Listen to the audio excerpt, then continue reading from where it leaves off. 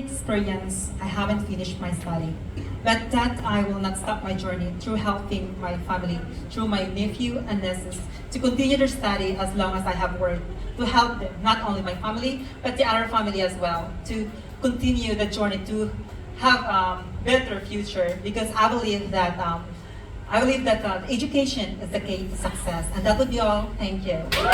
Thank you so much. Hi.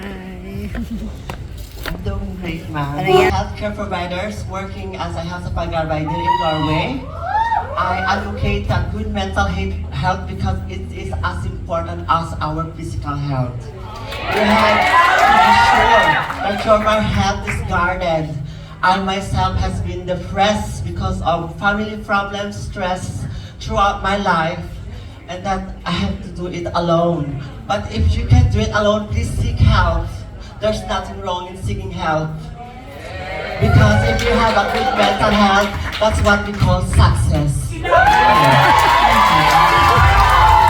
I think the men come again, sir, because I cannot hear you. But to support their mental health is engaging for sports activity. And for that, I believe that a person who suffer a depression can be better through sports or any activities, as long as it helps not your body, but it's also your mental capability. Thank you. From my own belief, from darkness to purpose. Every year I travel to the Philippines and help my co-Filipino people, most especially to the incarcerated woman or the woman behind bars, because they believe that they don't have purpose anymore. A lot of you didn't know that I just transitioned 4 years ago, and I am already 41 years old. It was so hard for me to become a woman I am today. I lost a lot of my family and friends, but here I am proving you all that no matter who you are, no matter what you are in life, you can always choose to be happy, and you have a purpose. If I can, they can, and you also can.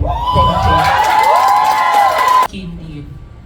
It begins with compassion. It grows with kindness and lives in understanding. And that is what breaking the stigma for HIV from fear to hope and shame to solidarity. And united together, we work hand in hand, because I believe that acceptance begins at our homes, begins within ourselves, and it starts with us. And together, hand in hand, we work to a brighter future where acceptance, because there are still people. I believe that each and every individual deserves to live with respect, with dignity, and love and kindness, and that will start into everyone. Thank you. Our education plays a vital role in our society, because as a transgender myself, I have been growing up in the Philippines, and I have been discriminated just because of my gender. And I want to change that, because I think people forget that we're also human beings. We as an individual are equally beautiful as human beings. And when it comes to education, we should not discriminate everyone else just because of your gender. We are people who will fight for our equal rights. And I think people should know that, because in education, it becomes as your skills and your knowledge to move forward to be the best person as you are in the future. There will be no boundaries regardless of your gender. Thank you. Ladies and gentlemen, the most beautiful compassion that you receive is to yourself. And when you give that to yourself, it vibrates your energy and frequency to others. You don't even need to change one, but they can see it. How amazing this person, why she is doing what she. I believe that when I was young, I don't have parents, suicide, abuse, and stuff like that. And then people I meet, they show me kindness. I was like, it was so alien to me. Like, what is this? Because I never had all these things. I said, this is kindness looks like, feels like. I like this. I want to give it to others. Thank you, Mom. Thanks for it. Thank you, Fiona. According to the World Health Organization, HIV is the fastest epidemic disease that is running around the world. And in the Philippine data, there was a 500% increase in HIV cases in the Philippines. It is because of the primitive mindset of shunning people living with HIV and AIDS simply because of false information. And these false informations can what? Ruin their lives. That is why I am up for the challenge of joining the few who fights against the stigma against people living with HIV and AIDS. And they have to know that no one has to run away from them. It is just a normal disease. You will not get it by just simply talking.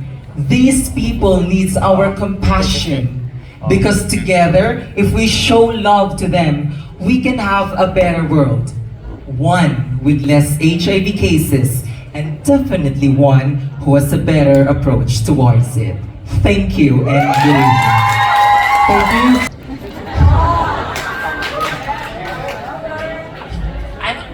Me myself, I experience body shaming, and it means it's an act of humiliation, criticism, and mocking by someone based on body weight.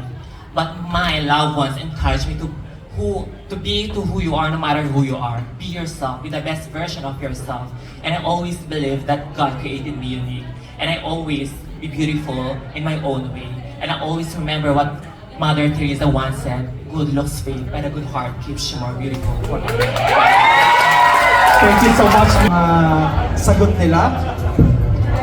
And yes, talking about education. Education. Yeah. And ako naman ang naalala ko is si Pia Wurzbach talking about 2015. Correct.